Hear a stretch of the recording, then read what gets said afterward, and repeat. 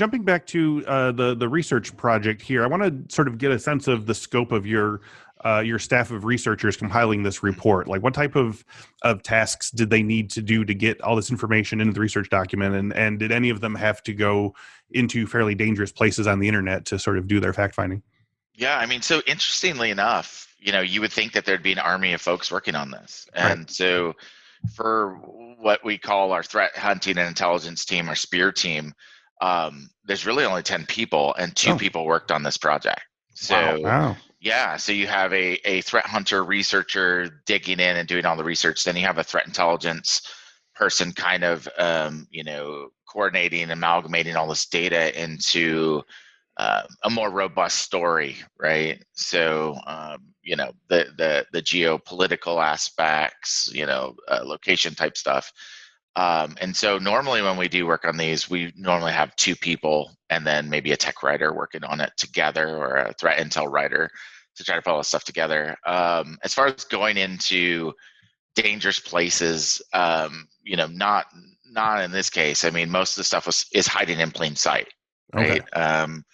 The C2s are publicly available, and that's mostly how it goes. You find a lot of stuff just in, like places like VT or other repositories, and you start, or Shodan even, and you go and you just start pulling the strings on those and see where it takes you. But most of it's publicly available. It's actually pretty interesting how much is just right there, if you look. Yeah, just waiting for someone to actually read the fine print. Yeah, I mean, it's amazing, how much stuff actually does show up on VT that people put up there, and then 3 or 4 months later, you might have a hit in your in your threat intel platform from some other hunting you did that connects the dots, and then you're off to the races, right? So, yeah. So that sounds like the coolest job in all of cybersecurity is these two people that get to do all this kind of work. Like, can you tell us a little bit more about their backgrounds and just career journey of, I mean, I imagine most listeners on this podcast, like, this is a career aspiration to get to be working on your team or something like that. Like how do they, can you tell us just about their journeys and just basically how they got to the point to working on some of the coolest stuff you could imagine?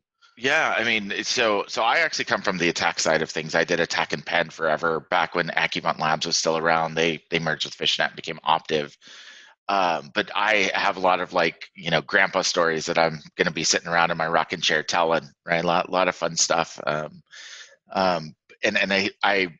my team has those same stories, right? A lot of them, just kind of fell into security. Like, I got my degree in psychology and philosophy. I just got sick of being a poor college student. I couldn't eat any more Top Ramen and Pop-Tarts, right? And so this is back in the early 90s, and there wasn't like if you were in IT, you were just a computer guy, right? I think you guys remember, you just did whatever. It was building a web page, it was fixing a printer, it was whatever. You were the computer guy. And so now it's very easy and compartmentalized to be like, okay, I want to major in security, right? And you go through your CS classes and you do that.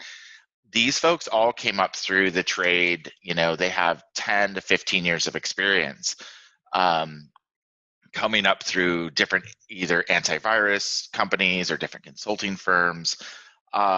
And it's really just like, I'm going to date myself here. It's kind of like the Bad News Bears all coming together and actually winning the championship. I'm always here for a Bad News Bears reference, please.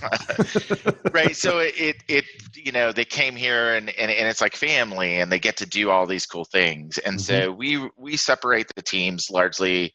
It doesn't have to be broken down this way, but there's people who like to hunt and just find stuff and just put it in the tip and just, keep digging in and finding these.